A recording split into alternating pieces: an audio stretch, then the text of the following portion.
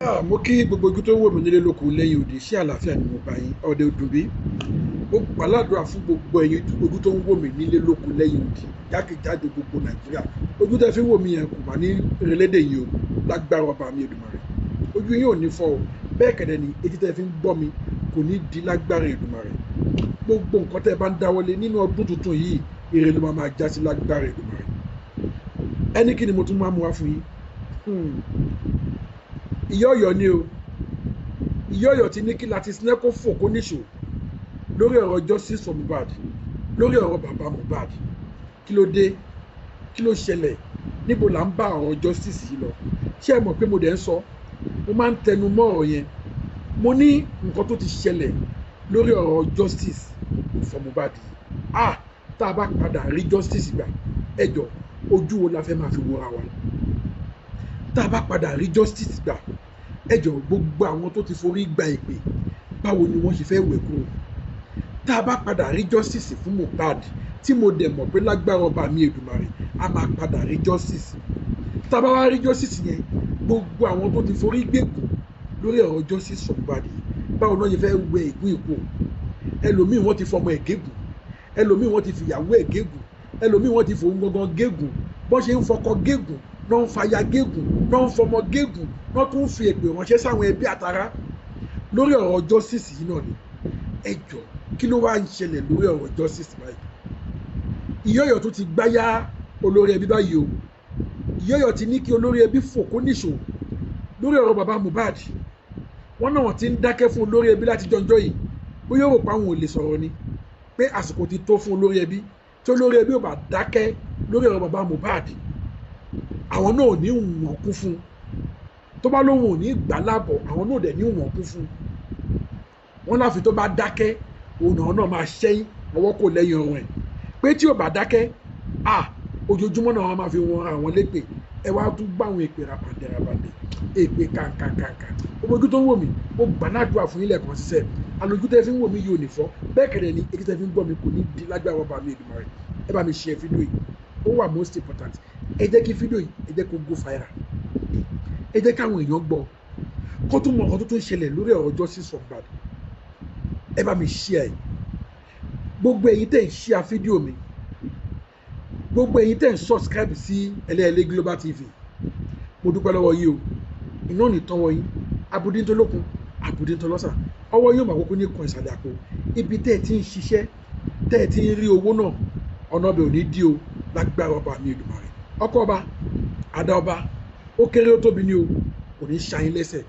Gbogbo ọ̀nà ìgbàjẹmu yín kò ní dí lágbára ọba mi Èdùmàrè. Ó túnbọ̀ máa là sí ni. Ẹ wá ní nọ́kan tán kẹ́ ẹ tó rí kan lágbára ọba mi Èdùmàrè. Ẹ bá mi share fídíò yìí, ẹ bá mi share bẹ́ẹ̀ ṣe máa ń bá mi share ẹ̀. Fún ẹni tó yẹ gbígbà àkọ́kọ́ lélẹ́yìí tẹ́ ẹ kọ́ máa kọ sí péjì, ẹ subscribe sí Ẹlẹ́yẹlé Global TV.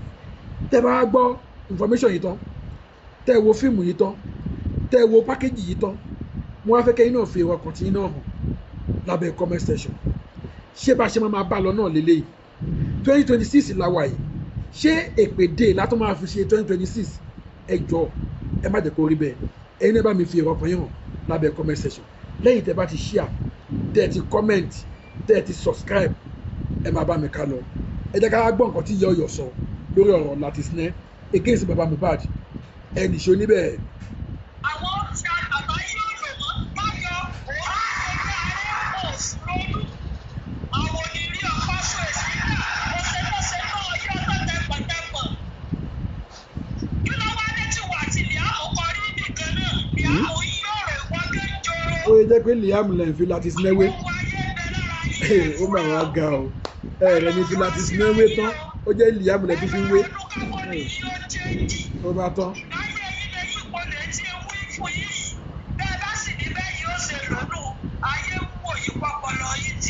Ó bá tán. Ìṣe yóò jọ tèèyàn tó o bá sọ̀rọ̀ lọ́nà tó ọ̀gá bá ti gòkè sọ́dọ̀ ẹ̀ o ti gbàgbé tó sọ ó kú kọ́ ọmọ fọwọ́ wá orí tébù kí kọ́ ọmọ wá kọ́ọ̀bù kí kọ́ ọmọ yìí kí lórí iṣẹ́ òǹdó ìwọ wá change mọ́ 2026 ayé ọ̀yàtọ̀ bẹ́ẹ̀ ni ọ̀yàtọ̀ pọ́ọ̀tì ìdáná ọ̀yàtọ̀ bí wọ́n lòdì wọ́n mọ̀ lọ́ọ̀fẹ̀ fọ́rẹ́nsẹ́ bọ́ọ̀lù ayé yìí ṣe á rí yìí.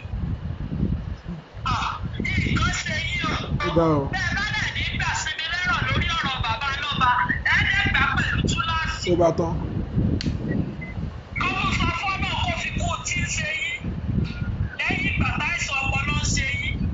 Kó tó sọ fọ́nà kó tó gbà nǹkan ní ìlara yín bóyá ẹ̀ ní sinmi. Tó bá tán. Bẹ́ẹ̀ni bá ní oògùn tọ̀hún ní oògùn tí ẹ̀ wá wọ gbogbo àwọn obìnrin látòkè délẹ̀ èwo lẹ bá dọ́gba ẹnu sí kíkì ẹ̀ kò ṣiṣẹ́. Ẹ̀ ń polówó sí kíkì ẹ̀ àwọn yìí sì sá. Kéèyàn máa ta kírìmù ó sì máa sá láwọ̀. Bẹ́ẹ̀ bá lòyún tí òwò ọ̀jẹ̀ ni wọ́n kò rí ránṣẹ́. Wọ́n máa yí kò rí ọ̀yọ́ ránṣẹ́. Tó bá tán. Bóyá kẹ̀sì parí sílẹ̀ kẹ̀sì para bóyá ẹ̀dí ti sílẹ̀. Torí ogun ara yín, ó pọ̀. Ogun àìríkanṣe kan, ogun kárísí àmọ̀ṣe, ogun ọ̀lẹ́dàrùn, ogun òpònú, ogun afọ́kùnbẹ̀rù, ogun àdàgbà yòrò ọpọlọ. Wọ́n wá máa wí rádaràda, ẹ máa gbé síta, ìkíní kan fẹ́ kíní kan, àmọ̀dó súnlé kíní kan lọ pàdé kíní kan, ọpọlọ yín yòrò.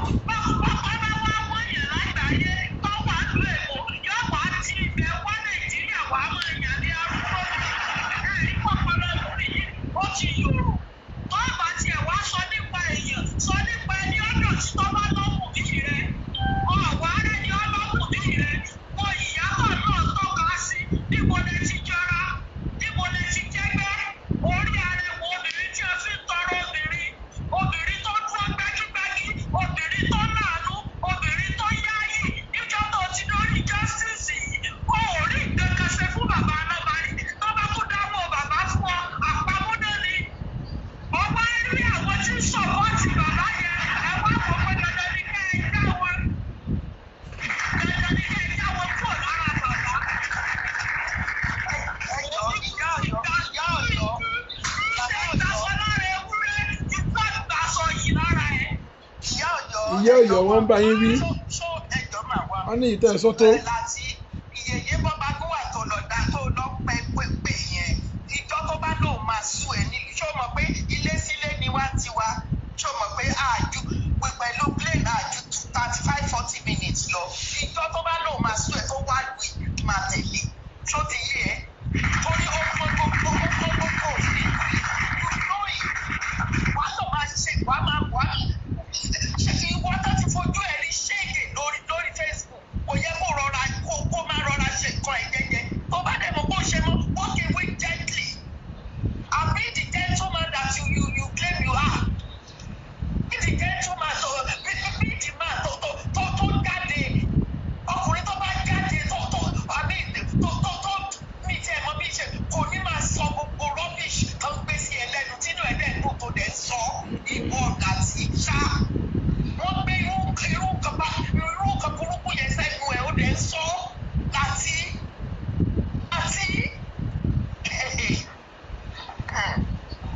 ìmọ̀mọ́ yẹn má bínú. All right, lẹ́yìn ọkọ̀ mẹ́fà ọkọ̀. Láti olórí burúkú, gbogbo àwọn jáàmà tó gbẹ́kùn síta, àwọn kúṣífà àbíkí lórúkọ kúkúmà ọ̀rẹ́ tó gbẹ́kùn síta, kò sọ̀rọ̀ lórí wọn kò ní wọ́n ṣe aburú láti dọ́gbọ́n tí ní gbogbo ẹ̀. Bàbá ẹ̀ náà ṣáà ní ṣá, ṣé gbogbo àwọn ọmọ burúkú darí táwọn èèyàn tó bá wá rí platform ẹ̀ tó gbé síta yẹn, ṣé kò yẹ kó o bá wọn sọ̀rọ̀ àwọn àgbàlagbà tó ń ṣòṣì? Àwọn ọmọ tó ń ṣe lẹ́yìn o, ètò ń ṣe níta lárí yẹn, ló bá tó ń pè kan síta fún wọn dé pé kó máa wò. Ó fún àwọn yẹn bàbá ṣàlóṣàṣẹ ìṣá. Bàbá ṣàlóṣàṣẹ ìṣá. Tí bá ṣe wò lọ́pọlọ, ṣé kò yẹ kó pẹ̀lú àwọn yẹn kó bá wọn wí? Gbogbo àwọn yẹn náà lọ́rẹ̀ tó máa wá lórí platform ẹ̀ bàbá ẹ̀ náà ni tó fi bàbá ṣe é ni. Ṣé o fẹ́ kọ́ mi kú ni? Kí ló dé? Ó yẹ kí sọmọ kékeré. Èwo tún ni tó fẹ́ kọ́ ọmọ kú? Sọmọ ló ṣèyí ní for God's sake. Tó bá tiẹ̀ wà lọ́dà comment section yẹn tó bá jẹ́ ọmọdé tọ́pọ̀lọpọ̀ pé ṣé kí wàá dẹ̀ jókòó wà ronú pé mi ò ṣe ọmọdé àgbàlagbà ni mí. Àwọn kọ́kọ́ wà tí wọn kì í bá lọ́wọ́ àgbàlagbà tó máa máa wò pé kí ló dé tàgbàlagbà ṣe láńgbáláńgbá. Láti ó fọ́kọ̀ gan, ó fọ́kọ̀. Kí ló ṣe é tí ò ṣe nìkan rí? Ó dẹ̀ wá sọ ẹni olórí burúkú ní ọdún 2026. Gbogbo èèyàn dẹ̀ wọ ẹ̀ lórí rẹ̀ pẹ̀lú ọ̀rọ̀ orí. Ó kúrò lórí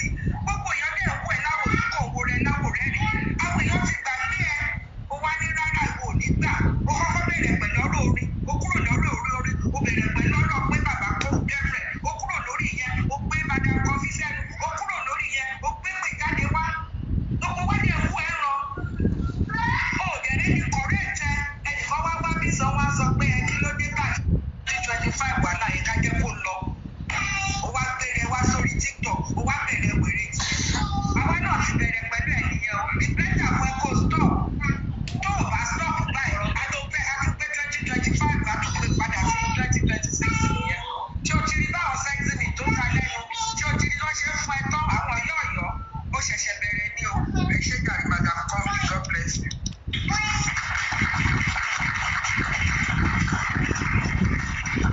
ẹ ṣe máa mọ́ mi àyíká láti ṣe ojú òtí ẹ̀ tiẹ̀ ni tó fẹ́ tó bẹ̀rẹ̀ sí ni máa gbéyàwó ẹ̀yẹ kán máa gbé ṣépè kán máa lálà sí ẹ̀ kiri tó ṣẹ́nu ẹ̀ máa dùn tó fẹ́ tó gbé àwọn ọmọ ẹ̀ kán máa lálà sí ẹ̀ fi ilẹ̀ ìyàwó yẹn máa tẹ́ ìyàwó yẹn máa tẹ́. ṣẹ́nu ẹ̀ máa dùn ìgbà tó tán lálà sí ọmọ ẹ̀ àkọ́bí ẹ̀ títí tó ń sọ oríṣiríṣi ṣẹ́nu ẹ̀ dùn tó o fẹ́ kú nígbà yẹn wá bẹ́ni ẹlẹ́ni tọ́mọ̀ ẹ̀ fún ọ wá bẹ̀rẹ̀ sí ní ṣe rádaràdà pẹ̀lú ẹ̀ àti ṣọ́ ara ẹ̀ gidi o.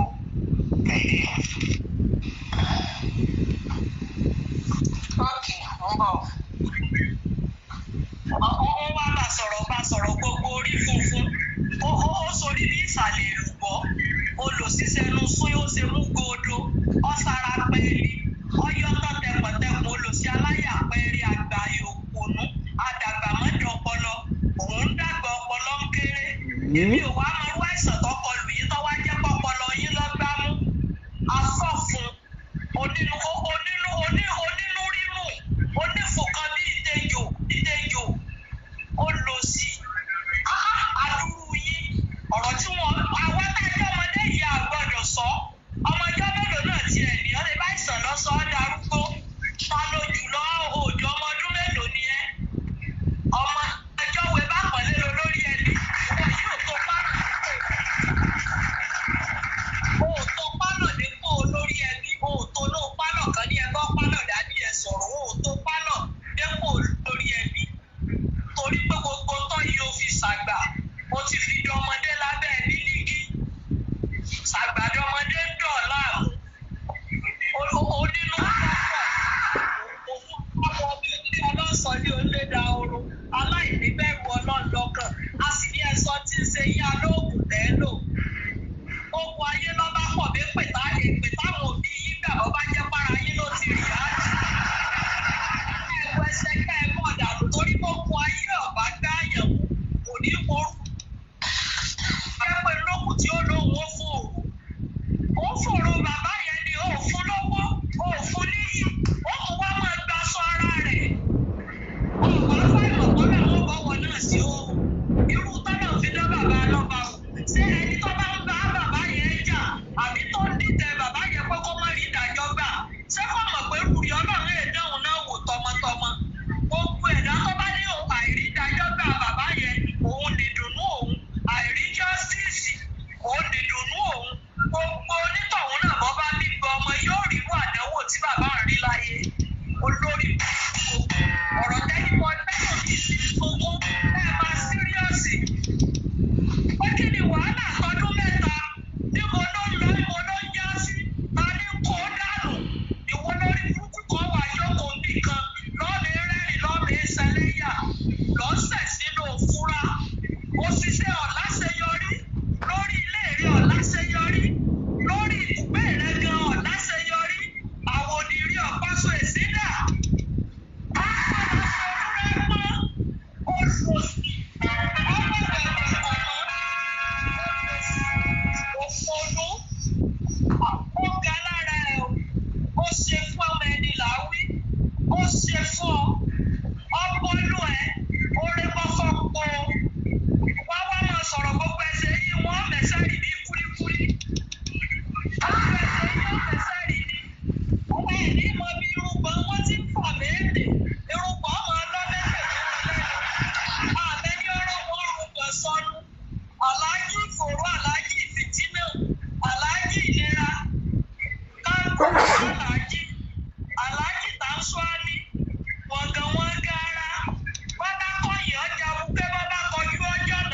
kí ló dé Bọ́ bá kẹ̀ bọ́ bá kà rí ojú wèrè lẹ́ẹ̀pẹ́. tó bá tán Ó Hey, sì àwọn eléyìí bú yẹn oúnjẹ ìyẹn ẹni ẹ̀sìn rẹ̀ bẹ́ẹ̀ ta. Hey, Ó ní wọ́n wá pè sí ẹnìkan. Bọ́ bá mú yàn tí ò rí yàn mọ́, yóò wá kó ní sí bàbá nọ́mbà. Kí ni bàbá yẹn rà gbà ẹ́? Ó bẹ̀rù mm, ẹ̀kọ́ ta bàbá yẹn ohun ẹ̀ tó ti kọrin tó dẹ̀ ti gbowó ń bẹ̀. Ọ̀wá bẹ̀rù àtúbọ̀tán. Ó bẹ̀rù jọ́kọ́rọ̀ mọ̀ọ́ká ẹ mọ́. Tó o sì mọ tí ń bá ẹ̀ pò tó ò lè sọ.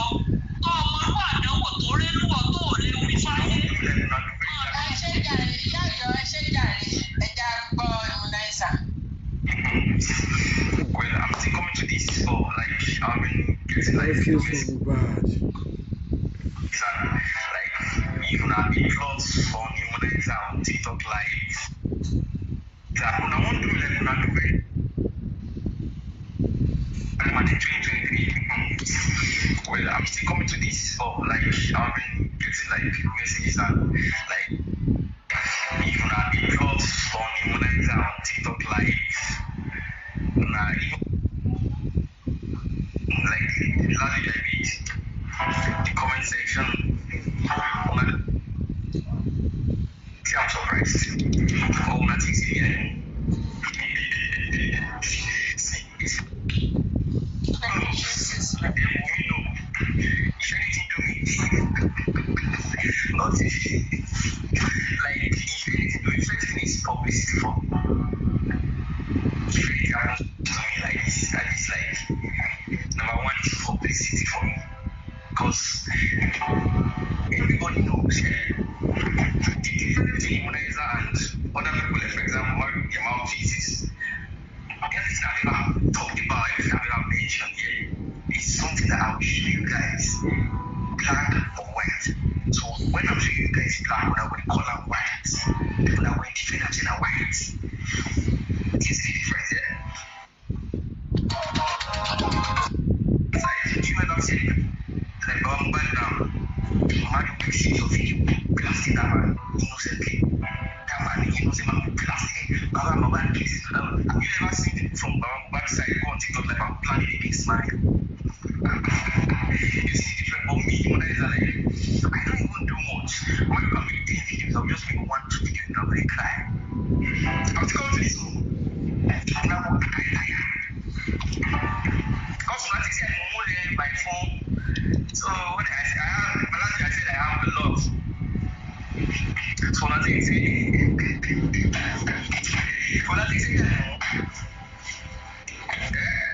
now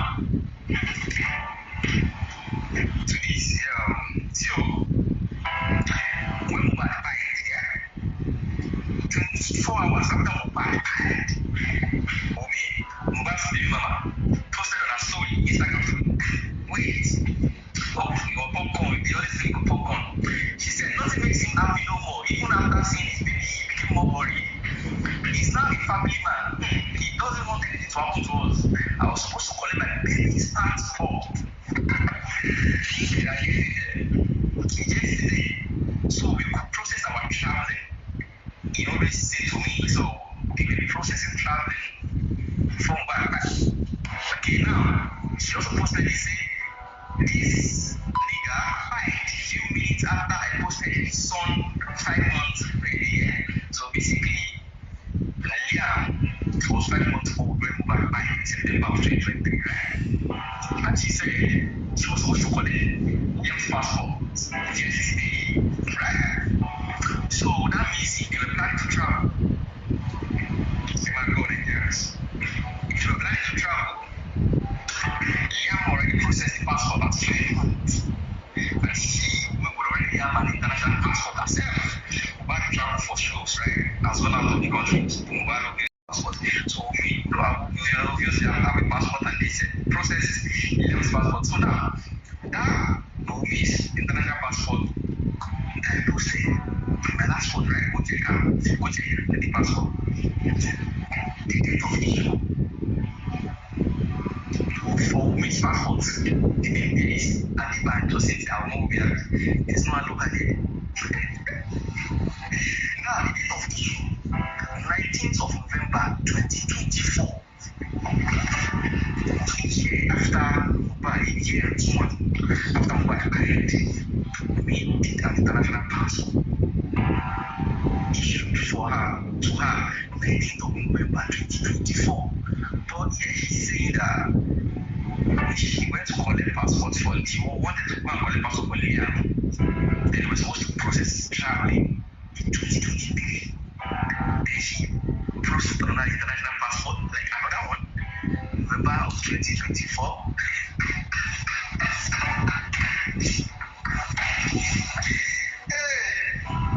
It's a different thing, me and others. The thing is, this year, we posted it on our story.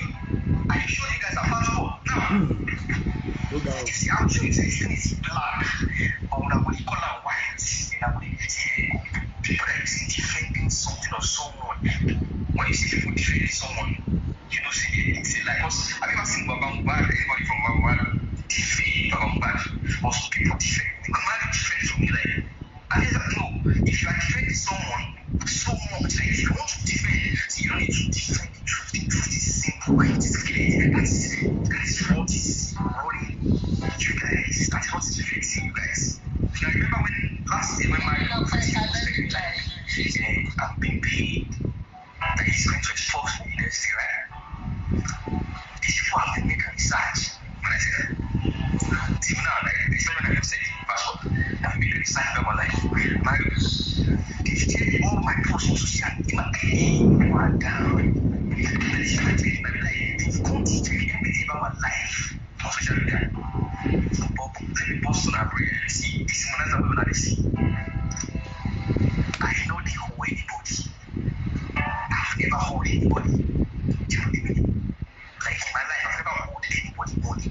I've never bought from donors or anybody. Like, you know what I mean? Like in my life, growing up, I've never seen now. I'm not owing any president. I'm not owing anybody. I'm not owing anything. I've never scammed anybody. I've never scammed anybody. You can never see anybody come out to accuse me. I say, I never saw you. Never scam. I know we didn't make any sense about me. Like, it's like they are looking for something to tell me. But I'm telling you guys, there's nothing you guys can do. And if you guys want to force it, it's more than publicity level from basically you guys want to create another media and they know, they will know. Now I see they just you know, it is fact, it is truth. Because if you guys try to move funny, you don't have anything to hold you. So you just want to create another thing. So me, I'm just on my own. I don't need to come out. So that is, I have many friends here.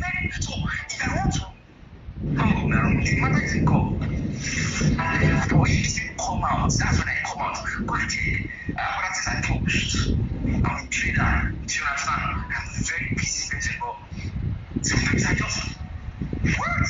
Then I come out. See what I just show you guys now. It's out of style.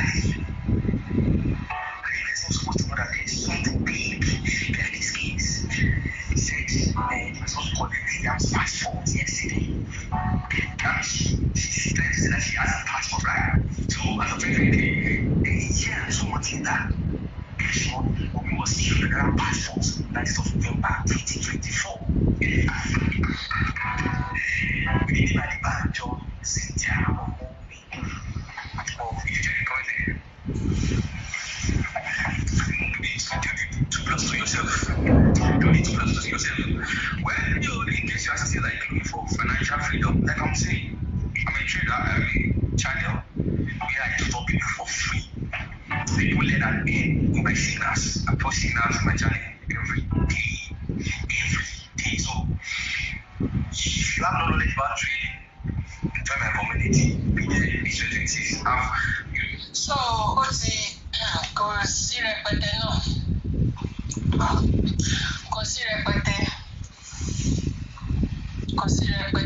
see the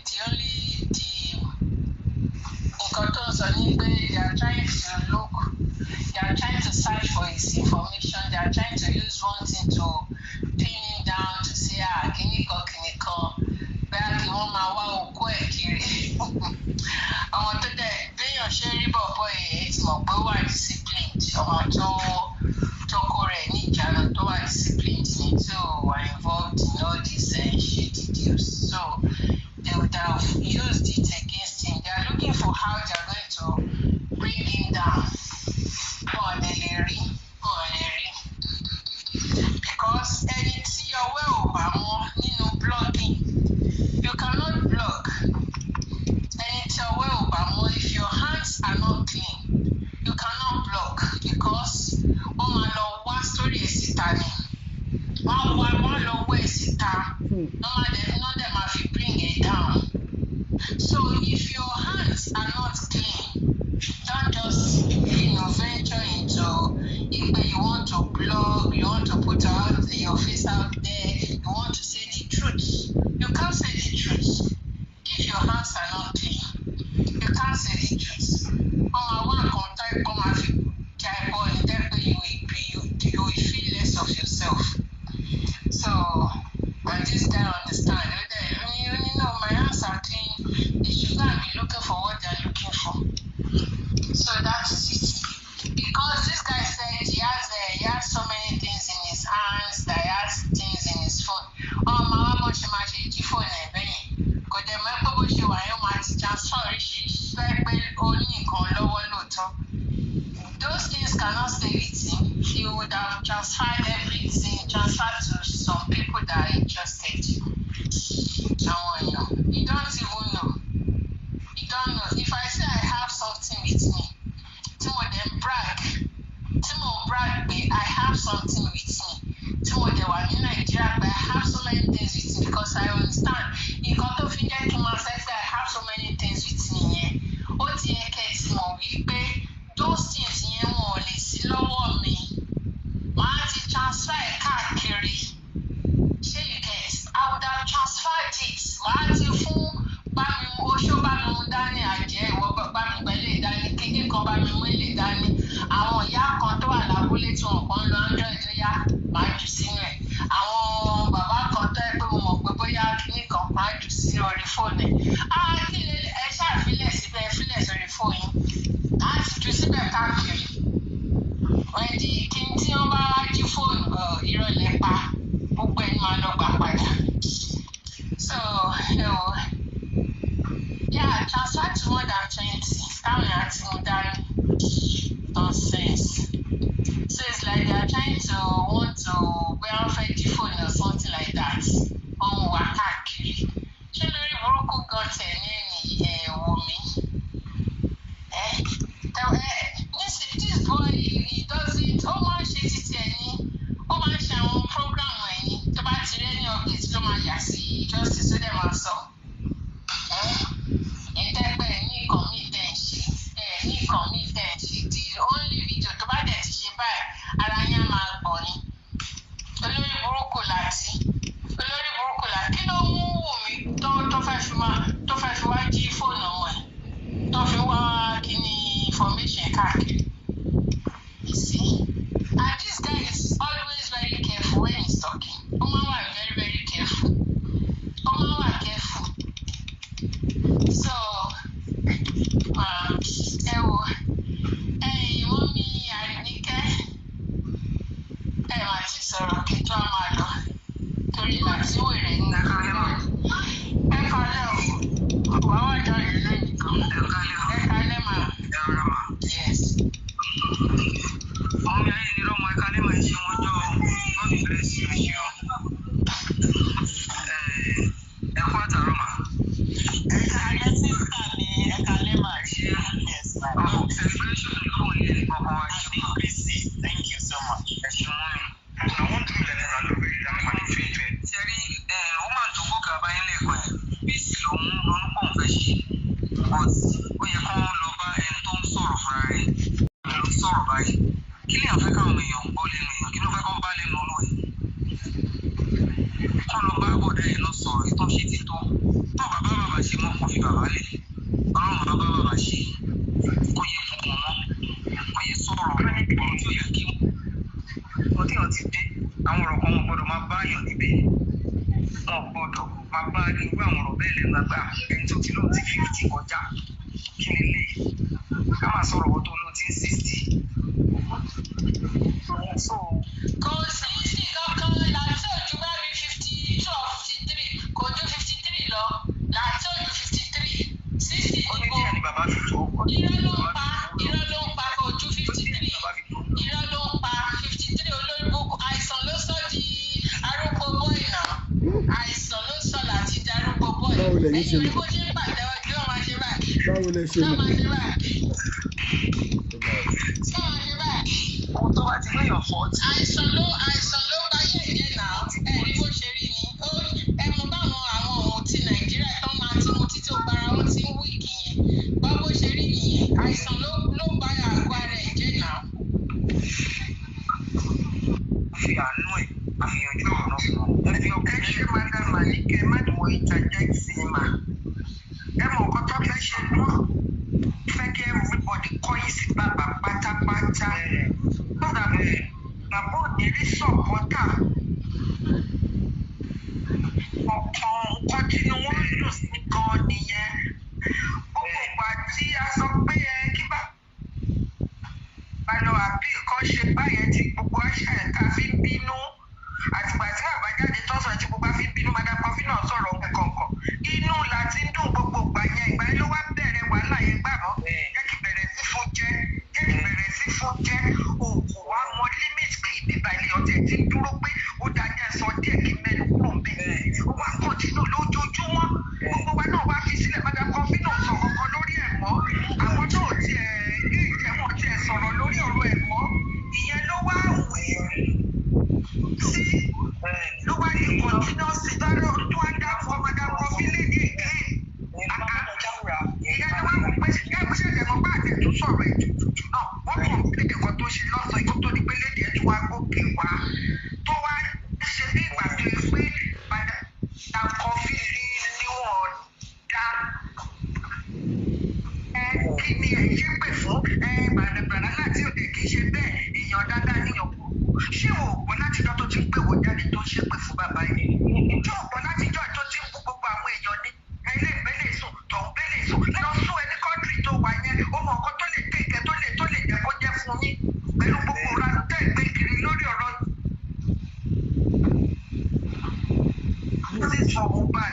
ṣé tẹ̀ bá kà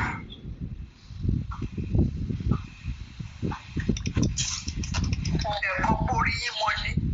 Tí ẹ bá ṣe tó àmọ́yé tó ti walk away, àmọ́yé tí ò dá sọ́nà justice mọ́, wá kà tọ́ tó fẹ́ wá pàwọ́ abíṣú, ó lè sọ̀rọ̀ pa àwọn students tí wọ́n ní wọ́n protest wọ́n kó lẹ́nu ọjọ́ mẹ́ta. So bẹ́ẹ̀ nǹkan míì bàbá yìí ni tó bá ti dé bàbá yìí ni. Nǹkan tó rí, nǹkan tó mọ̀, wá máa tó ń pa bàbá yìí. Àwọn ẹgbẹ́ tí wọ́n ṣe pọ̀ làgbàlagbà lórí iye kí náà pé ó sọ̀rọ̀ pa wọn. Bàbá tẹ̀rẹ̀ bá rí nǹkan kan pẹ̀rí. Tẹ̀rẹ̀ fi fọ́tò ẹ̀ jáde pé orí obìnrin tó bá sùn rí kẹgbẹ́ jáde tẹ̀lé evidence àfihàn ẹ̀ náà ni òun náà lè máa tẹnu mọ́.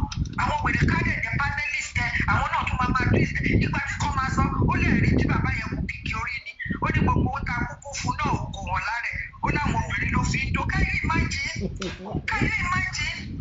ẹ̀yẹ̀ wá sọ fún wa pé èèyàn yẹn da ṣé èèyàn tó da ni wọ́n sọ orú ọ̀rọ̀ yẹn ní platform ẹ̀ tó bá bẹ̀rẹ̀ orí burúkú ṣé ẹgẹ́ nìkan máa sọ pé bàbá kú kìkì orí báwo bàbá tiẹ̀ ṣe rí àwọn ọmọ ọ̀la náà ọmọ ṣé àárọ̀ àwọn tó ṣe pé wọ́n bàbá wọn ò dá tó bàbá yẹn.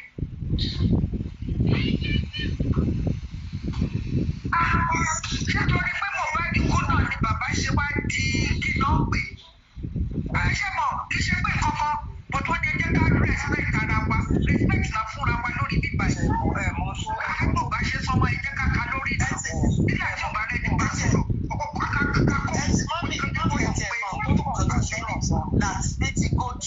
ó ti go through bully dáadáa èmi ni mò ń sọ fún yín ó ti go through bully àti bully láti tí Esther bí àyè sọ pé ó gbọ́ ọmọ èso ó ṣe kí ní ṣe mọ̀ bully burúkú ìwọ tó ti mọ̀ túmọ̀ bully kí ló dé tó wá bully ẹni ẹlẹ́ni bàbá yìí ò dẹ̀ fi lọ́kọ̀ jáde rí kó sọ pé òun kò dé sí ọ̀rọ̀ tàbí kó lọ́ wá bully ẹ̀ padà.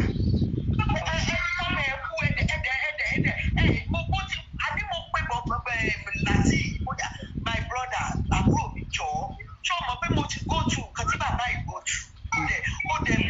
services tí wọ́n fún mi ní ìlú yìí mo mọ̀ èmi ni mo padà ń bí àwọn òyìnbó yẹn pé ẹwọ ẹjọ èyí tẹ kánsẹ́lì ti tó ẹ jẹ́ kí n lọ máa tí bá ń ṣiṣẹ́ tí mi jáde káàkiri mi ní rántí gbogbo kan tó máa rántí but then kò ní wọ̀ mí lára báyẹn ṣe mọ̀ èmi mo dẹ̀ sọ fún ẹ mo nílò even tí bàbá bá ṣe mistake ẹ mo ní kàn gbà pé at one particular time ọpọlọ èèyàn kì í ṣiṣẹ́ mo ní ìgbà tí ó ti ṣe mí rí o mo dẹ̀ sọ fún ẹ.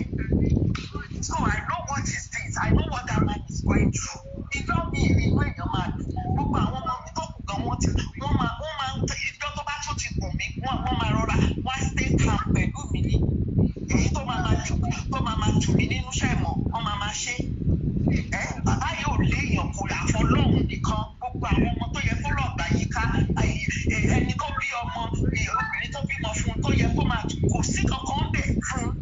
Gbogbo yín ẹ̀kẹ́ dúró sórí social media kan máa ṣe ìranù ọmọ kan wá ṣerun fún mi nílé bíbá ìlànà mo gbọ́ kíní papariano lórí àdúgbò òkè tẹ́fà ní gbogbo àwọn wọ́n kàn sọ̀rọ̀ pàlàpàlà ọmọ yẹn ni what is this why they making noise like this man honestly why they making noise like this which country are they from even though wọ́n sọ English but ṣe mọ̀ pé English àwọn ọmọ ìlú ìyàtọ̀ tó yẹ yìí.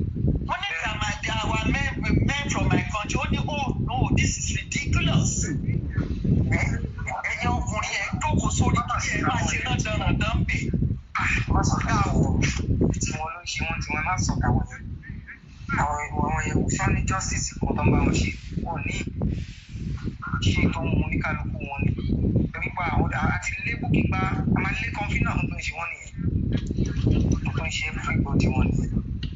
Ọ̀nà mọ̀ pé Ọlọ́run ló máa ṣe kì í ṣe èèyàn fún ara ẹ̀ á jẹ́rìí ara ẹ̀. Ọlọ́run ni o lórí tata adé yìí Ọlọ́run ló máa ṣe ọ̀nà àlàtọ́nà tẹ̀lé máa ṣe èyí anybody. Ló máa wòran ẹwọ́ àti owó apariwo justice ti tán lẹ́nu ẹ̀ kò dáa tọ́wọ́ ìwà bàjẹ́ ló wù ìwà bàjẹ́ ọmọdé jáde jọkọ kó má sọ̀rọ̀ bàbá. Ó dẹ̀ yóò ṣe justice wọ́n máa lọ ojoojúmọ́ bàbá yẹn ní tọ́pìkì tó dẹ̀ ní justice máa lọ náà. Àti ìgbà disappointment o honestly speaking Àbíkẹ́ kò ń ṣe gbogbo Àbíkẹ́ kò ń bú ìtìjú àti tó bá wá fún kò stop gbogbo kìíní tó ń ṣe yẹn ọkùnrin ni ẹ gbọ́ àwọn iṣẹ́ tó ń ṣe tẹra mọ́ take more time you come on day ọ̀sán. Gbogbo àwọn olólùfẹ́ justice for Mohbad àwọn láti gbọ́ yẹn ẹ jọ̀ọ́ fẹ́ kẹ́ bá mi fi ìwà ọkàn tí yín náà hàn lábẹ́ comment section ẹ má gbàgbé ẹ bá mi share fídíò yìí fún ẹni tó yẹ gbígbà àkọ́kọ́ lẹ́kọ́ máa kọ́ sí péjì ẹ subscribe sí ilẹ̀ Global TV ẹ jẹ́ ká jẹ́ máa jẹ́ gbádùn ètò yìí náà kẹ́ ẹ bá mi share kẹ́ ẹ fi wọ́n